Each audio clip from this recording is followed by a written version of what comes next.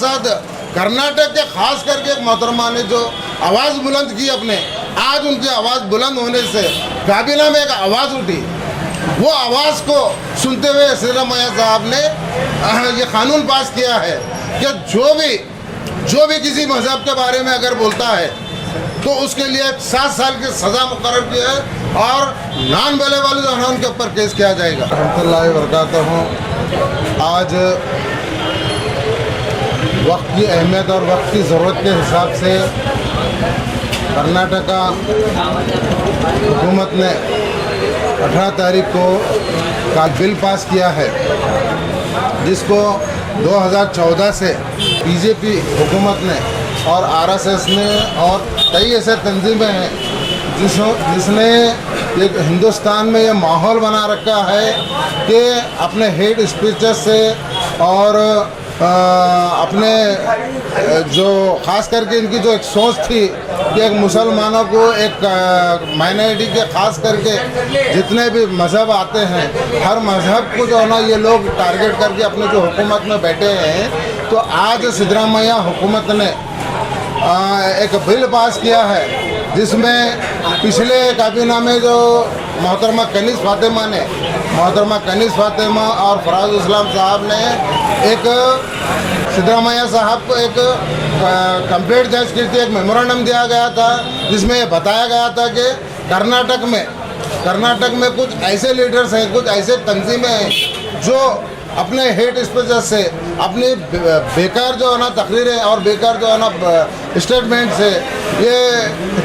कर्नाटक भर में एक ऐसा माहौल बनाया था जिसमें कई ऐसे मज़हब को जो है ना मज़हब के लोगों को ख़ास करके एक मुस्लिम कम्युनिटी को एक टारगेट बनाकर मुस्लिम मज़हब को और जैसे कि ख़ास करके हुज़ूर सल्लल्लाहु अलैहि वसल्लम की शान में गुस्ताखी करते हैं तो कभी मुसलमानों के नाम पे स्पीच देते हैं, हेड स्पीच देते हैं, ये बताते हैं कि मुसलमान ऐसे हैं वैसे हैं। खैर उसको बताना नहीं हमको, यह कर्नाटक की नहीं तमाम हिंदुस्तान की हुकूमत और आवाम जानती है। तो आज मोहतरमा कनीज़ फातिमा को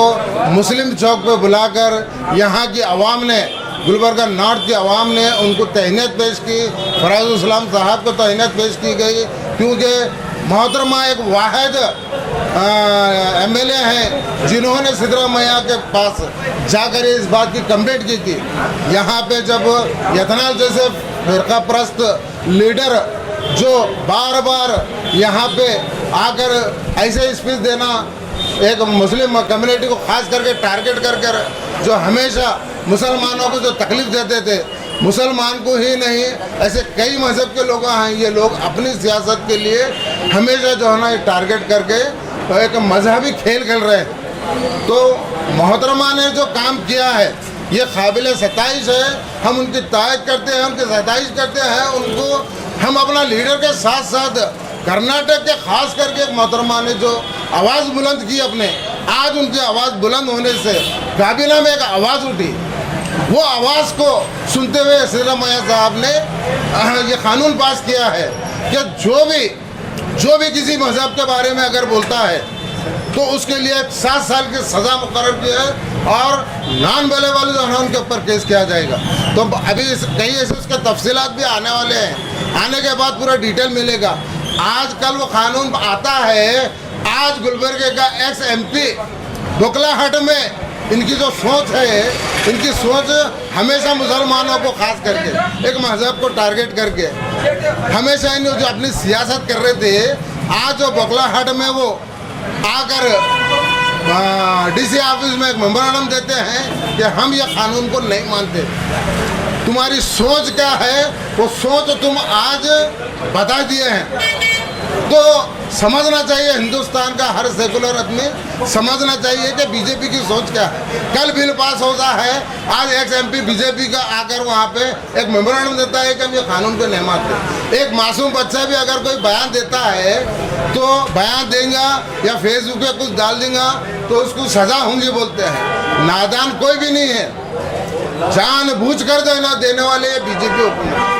बीजेपी वाले हैं, RSS वाले हैं, बजरंग दल वाले हैं और गुलबर्गे में ऐसे कई हैं लोग जो ना हमेशा मुसलमानों को टारगेट किया है। तो मैं मोहतरमा कनीज़ फातिमा को बहुत बहुत मुबारकबाद देता हूँ। और ये भी बताना चाह रहा हूँ मैं